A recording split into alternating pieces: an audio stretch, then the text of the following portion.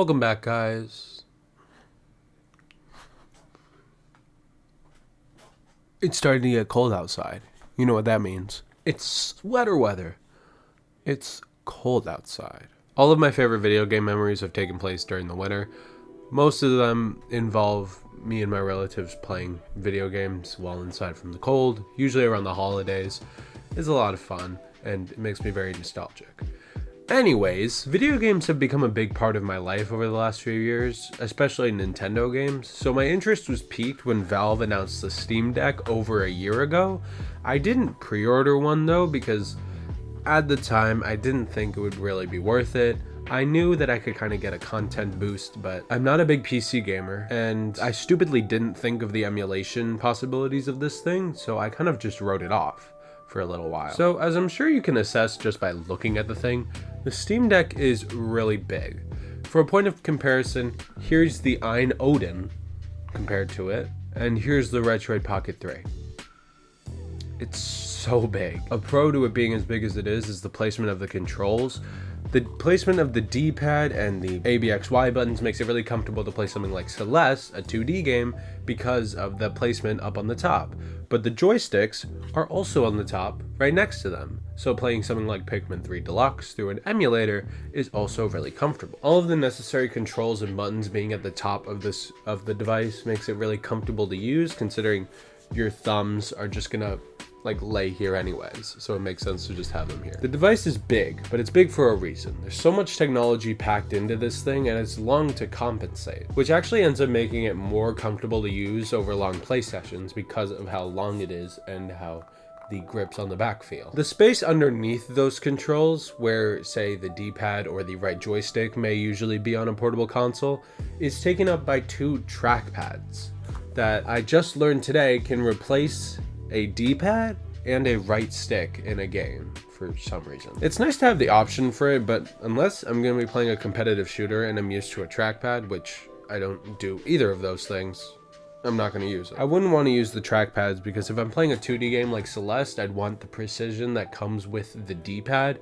and if I'm playing a 3D game that requires the joysticks, I just want to use an actual joystick because the sensitivity on the trackpad when using it as a right joystick is not as fast. It's not as fluid. They're cool. They're kind of used as a replacement for a mouse in certain games, and I've used them several times while in desktop mode, but it's just easier to plug in a mouse using a USB-C hub, and I'm not going to use them in many games anyway, just on desktop mode if I'm in a pinch and can't use a USB-C hub. Compared to the smaller launch switches screen, it's basically the same. It's a bit of a better resolution since it's an 800p screen compared to the 720p found on the launch switches screen, and since the launch switch didn't have an OLED screen, I can't compare the two. It's a nice screen. You can kind of tell that it's not the highest quality screen, and comparing it to something like the Ein Odin, which has a 1080p screen, you can definitely tell that the Steam Deck is lower quality. But which one of those two devices can play Breath of the Wild? How about that software though? In the state that it's in, I can tell that this device's software has been refined to all hell. In the state it's in, I can confidently say that this is probably the best launcher I've used on one of these devices, save for maybe the Switch. But this is more user-friendly, and it just looks a lot better, so I think this is better than even the Switches. Just starting it up will show you the last 20 games you've played. Mine is currently just filled with ROMs, because I've been testing out a lot of games on here, but we'll get to that later. There's some customizations you can do. I've downloaded a couple custom boot animations for this thing from other consoles, but besides that, you're kind of stuck with what Valve has given you. I'm sure there's other things you can do, and you can group games, like I have my ROMs and certain games in my game library, into collections. But besides that, you're stuck with the SteamOS launcher. That's not to say it's bad though. I greatly appreciate how user-friendly it is. Just turning on the device, like I said, gives you your last 20 played games, and it's very simple to just jump into a game I want to play, which is usually in the last 20 games I've played. So it's very useful in that sense, and it's just very user-friendly. I can traverse this and understand it without knowing much about Steam. Also, if anyone's wondering, loading games off of an SD card works perfectly fine. I have all of my ROMs and a bunch of games on this 400GB SD card I have in the SD card slot, and I've noticed no apparent dip in performance. If you're wondering about load times from an SD card, I'm the wrong person to ask. I'm a Switch gamer. I'm used to long load times. I think Kevin Kenson recently did a video on that, so you can go check out his video if you're curious about that. After you watch mine, please, I need the watch time. But I'd expect long load times from this thing anyway. I mean, it's a portable game console, and there's a lot of technology packed into here, but it's not the top of the line stuff. So you're gonna have to cut some corners and take longer load times if necessary. So if you're considering getting a 64GB version and just plan to use a large SD card to expand your storage, you should be perfectly fine. It's really easy to see the time and effort that Valve has put into this device, and I really appreciate that because it shows that they understand what makes people want to play this thing. It shows that they know that a good hardware design and a good user experience will keep people playing for longer. And it shows that they will take user feedback on different things and make it better for what their users want, which is what you'd hope to see in a company making a device like this. Even if not every game will play super well on this at a super high resolution, it is really nice to see Valve trying to get this out to more gamers and get more games running on here, because that'll just keep people playing for longer. And what they've done already has already helped this thing in terms of the general consensus and opinions surrounding this device, as almost everything I've seen has been really positive. And I can add on to that. So I think it's been long enough. Let's talk about emulation. Before I even got this thing, I did enough research to know that I should use EmuDeck because I've only heard good things about it. I got a lot of retro systems working right out of the gate, like Gamecube and Wii, because EmuDeck does all the configuring itself, and all you need to do is add ROMs and do a little bit of configuring. But for some reason, I couldn't quite get Wii U games working. I'm not entirely sure how I fixed this. I did a little bit of finagling, and I think it was something with the settings of the ROM, or something I did with EmuDeck, because it started working, and I've been playing Wii U games at a good frame rate ever since. Also, side note, if you're going to be playing games that require the use of the gamepad, like say Paper Mario or Nintendo Land, you need to map one of these back keys to the tab button on the keyboard, because that's Simu's default Switch screen keyboard button. So make sure you do that. Even though I've added a bunch of Wii U games to this thing, the only Wii U game that I have played for a considerable amount of time is Breath of the Wild. Because most Wii U games have Switch versions that run better and are just better versions, but I think Breath of the Wild just runs better on Cemu on most of these devices. You can try out the Switch ROM, but just use the Wii U one. I have tried things like Wind Waker HD and Paper Mario, and they do run really well, but I don't know, I haven't played much of them. But the actual performance on here is impressive. I haven't used any other PC type handheld yet, but this thing is incredible when it comes to Switch and Wii U emulation, because yeah, it'll give you some performance hiccups, but it runs really well. But considering that every other Nintendo system, at least, because I haven't tried out Xbox or PlayStation games, every other Nintendo system will run really well. I've played GameCube, I've played Wii U, Switch, they all run really well. Of course, the newer games will give you some slowdowns, like I just said, but it's a small price to pay to play these games on the go. What's great about EmuDeck, like I said, is that it does all the configuring itself. And one little mess up it did was it configured Yuzu. I think it was just Yuzu. I'm not sure if it did it for Pikmin 3 Deluxe itself or Yuzu, but it set the default resolution to half, so 0.5x resolution. And I switched it back in the settings, and I've noticed no performance differences.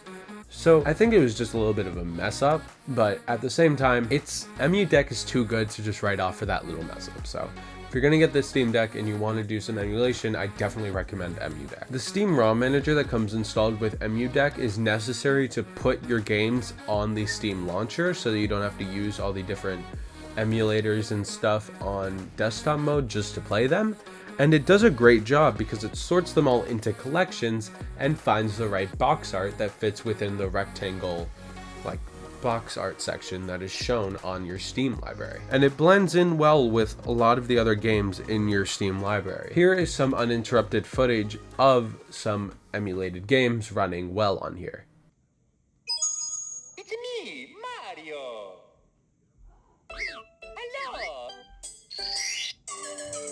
Okie dokie. Here we go.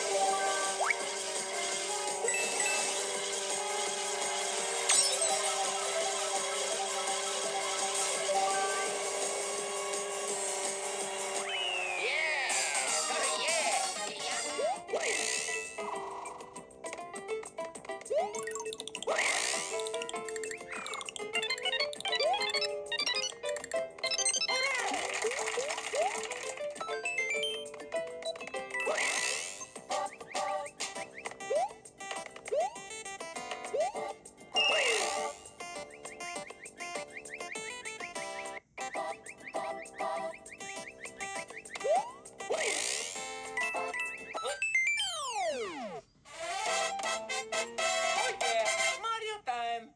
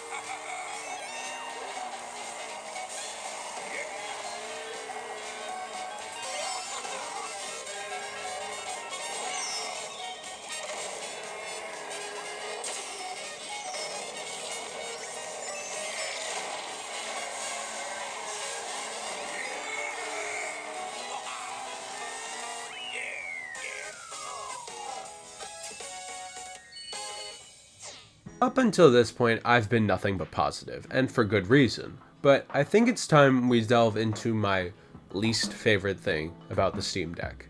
the battery life. Valve claims that this thing will give you 2 to 8 hours depending on the game you're playing, but I haven't seen more than 4 to 6 depending on the game. Celeste gave me 6 at the best possible times, and I'm not sure how much more low powered you can get when that could run on my Ein Odin for longer. I'm trying to complain as little as possible, but this is such a big thing because the longevity of my play session is dependent on how long the battery will last. Emulation will for sure shorten the battery depending on the game you're playing. If you're playing something like Wii U or Switch, you're not getting like 5 hours. If you're doing something like Gamecube or N64, you'll probably get closer to like 5 or 6 or 7 depending on the game. Especially something like N64, you're gonna get in the higher range. But even Gamecube, I've seen get some higher games. But the Gamecube is 20 years old. 21 years old. If the Steam Deck can play that for the allotted time that Valve claims that the battery can last, just for that time, then that doesn't bode well for games made in the modern era. Breath of the Wild has given me like 2 hours max, which is understandable because Breath of the Wild. But Pikmin 3 Deluxe has given me 2.5 to 3.5 hours, which it's a Switch game, but still at the same time, it's like, it's Pikmin. What do you want from me? But the battery is a big reason why I struggle to leave the house with this. I take it to school with me, but I rarely ever use it just because I want to preserve the battery life until I get home, which ends up with me getting home with like an 80% battery life because I'm constantly thinking about how long the battery will last. That's a me problem though. Don't do it like that. That's my fault. I'm gonna have to leave the house with this for a flight on Friday, and it's obvious that the battery life leaves something to be desired, so I'm gonna have to manage my gaming session depending on the games I'm playing. I'll have to preserve the battery life for just a 2-hour-long flight if I wanted to survive, which I'm sure sounds a little bit dramatic, but for someone who's more into emulation than PC gaming, who actually bought this because he wanted to get into PC gaming but hasn't yet, it's a little just annoying to me. I wish they had tried to fit a bigger battery in here, but I get that they're already taking losses with this device. It's already hard to manufacture and produce. They've probably gone through a million designs and it's not desirable where the battery is at. But still, the battery life is my biggest drawback from this thing. The deck has been out to consumers for about 7 to 8 months now, depending on when you pre-ordered, and seeing the amount of time and effort that Valve and the community surrounding this device have put into it is just amazing. Playing GameCube, Wii, Switch, and Wii U games all flawlessly on here with maybe a few hiccups on the higher end games, it's really cool, and I really love to see it. It doesn't take more than maybe half an hour to set up emulation on this thing, and the setup process on this thing as a whole is really simple, as you saw in my unboxing video, which is really cool to see because this is supposed to be kind of like a portable gaming PC. And for it to be that simple to set up stuff you would normally do on a portable gaming PC, like emulation and just PC gaming as a whole, is awesome to see from a major company like Valve. I know I bought this with the intention of playing more PC-like games, but honestly, I've been drawn to emulation more than anything else. And I really shouldn't be, because I have the Ein Odin for anything that's like Wii and GameCube and under. But for some reason, the form factor of this device and just how cool it is to use has really drawn me towards emulation more than anything else. I'm nearly done with Pikmin 3 Deluxe, and I've already started to save file in Breath of the Wild. I was gonna play through it again before Tears of the Kingdom comes out, but I was probably gonna do that on Switch, but now that I have this, I may just do it on the Steam Deck. It's just fun to use, and I really like it. I really like everything about it, save for maybe the battery life. If you were to ask me if you should get a Steam Deck, I would say yes. But you should probably just make sure that you either have a Steam library, you're gonna start forming a Steam library, or you are really interested in emulation. Because I got this mostly just for the emulation side of things, with maybe a plan of getting into PC gaming. Now I have a ton of PC games that I haven't touched just because I've been doing a lot of emulation. I'm sure I'm going to touch a lot more of those games after I kind of get over the hype of being able to play Wii U and Switch games on the go, not on a 6-inch 720p screen with uncomfortable controls. This thing is awesome, and I hope it gets the traction it deserves. But that's really all I have to say for now. Is there anything I didn't cover in this video that you want to know my opinion on? Ask me in the comments, I'll respond to it, and I'll see you next week with something. I can never guarantee what it is, but just know it will be something. Goodbye.